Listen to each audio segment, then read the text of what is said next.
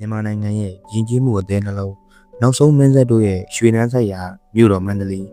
ဒီနေ့ကျွန်တော်တို့မြင်တွေ့နေရတဲ့မန္တလေးဟာဘယ်လိုအစပြုခဲ့တယ်လဲဘယ်လိုအလဲအပြောင်းတွေကိုဖြတ်သန်းခဲ့ရတယ်လဲမန္တလေးရဲ့နှစ်ပေါင်း160ကျော်ခရီးစဉ်ကိုမောင်ကျန် YouTube Channel လေးနဲ့အတူတူလေ့လာကြည့်ရအောင်ဗျာမန္တလေးရဲ့တမိုင်းဟာမင်းတို့မင်းတရားကြီးရဲ့အိမ်မက်နဲ့စတင်ခဲ့တာပါ1858ခုနှစ်မှာအမရပူရကနေနန်းရွှေကိုစတင်စီစဉ်ခဲ့ပြီးတော့1859ခုနှစ်မှာတော့ရတနာဘုံနေပြည်တော်ကိုတရားဝင်တည်ထောင်ခဲ့ပါတယ်။မန္တလေးတောင်ကြီးမှာမြို့ကွက်ကိုစနစ်တကျဖော်ထုတ်ခဲ့တာပါ။စတူရန်ပုံစံမျိုးရိုးကျုံးနဲ့နန်းတော်ကြီးဟာအဲ့ဒီခေတ်ကအရှိတောင်အာရှမှာအခမ်းအနားဆုံးပြရုပ်တစ်ခုဖြစ်ခဲ့ပါတယ်။ကုသူတော်ဖရာကြောက်တော်ကြီးဖရာနဲ့သူတို့မှာဇယက်တန်းတွေဟာအဲ့ဒီခေတ်တည်းကသင်္ကြန်နေရာတွေဖြစ်ခဲ့ပါတယ်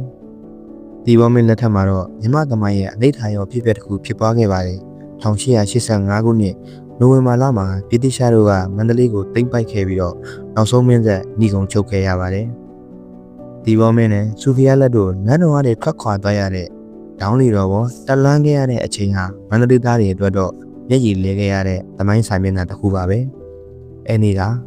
1885ခုနှစ်နိုဝင်ဘာလ29ရက်နေ့မန္တလေးရဲ့ကောင်းကင်ဟာမှောင်မိုက်ညှို့မိုင်းနေခဲ့ပါတယ်။ဒီဘောမင်းနဲ့ဆူဖီယာလက်တို့ဇနီးမောင်နှံကသူတို့ချစ်လာသောရတနာဘုံနန်းမြို့တော်ကြီးကိုကြောခိုင်းပြီးတရားဝတီမြေကမ်းနားကဒူရိယတင်မောပေါ်တက်လှမ်းခဲ့ရတဲ့အချိန်ဟာမန္တလေးသားတွေအတွက်တော့ရင်ကွဲမတက်ခံစားခဲ့ရတဲ့သမိုင်းစာမျက်နှာတစ်ခုပါပဲ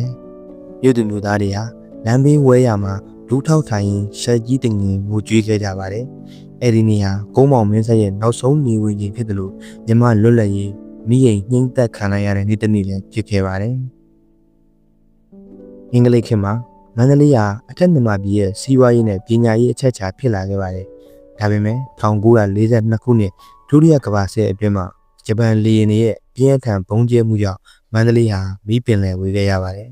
။အဆိုးရွားဆုံးကတော့1945ခုနှစ်မတ်လအတွင်းဖြစ်ပွားခဲ့တဲ့တိုက်ပွဲတွေပါ။အင်္ဂလိပ်နဲ့ဂျပန်တို့ရဲ့အပြန်အလှန်တိုက်ခတ်မှုကြားမှာကျွန်းသားနီနီရဲရဲတွေနဲ့ခမ်းနားထဲဝါလာတဲ့ညာနန်းစံကြောင်ရွှေနန်းတော်ကြီးတစ်ခုလုံးပြပုံဘဝရောက်ခဲ့ရပါတယ်။ကျင်းရခဲ့တာဆိုလို့နန်းမြို့ရိုးကျုံးနဲ့အုတ်ကုံကိုချိုးတာရှိပါတော့တယ်။ဒါဟာမြမဘီတုကလက်ရတွေရဲ့အနှိုင်းမဲ့ဆုံးရှုံးမှုပါပဲ။1948ခုနှစ်လွတ်လပ်ရေးနဲ့အတူ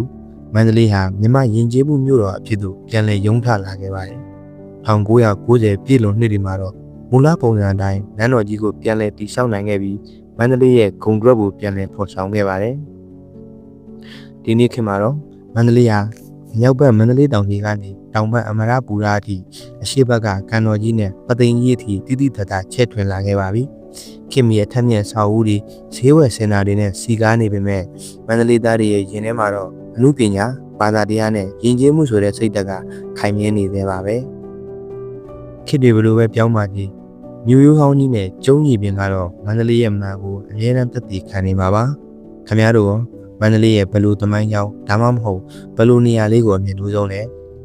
ဥပမာလမ်းတော်တွေကညာနန်းစံကျော်လားဒါမှမဟုတ်ဥပင်ကထားလားကောမန့်မှာပြောပြသွားပါဦးလို့ပြောရင်ဗီဒီယိုလေးမှာနှုတ်ဆက်လိုက်ပါတယ်နောက်ဗီဒီယိုလေးမှာပြန်လည်တွေ့ကျင်တာမလို့ channel လေးကိုလည်း subscribe လုပ်ပေးကြပါဦးဗျာ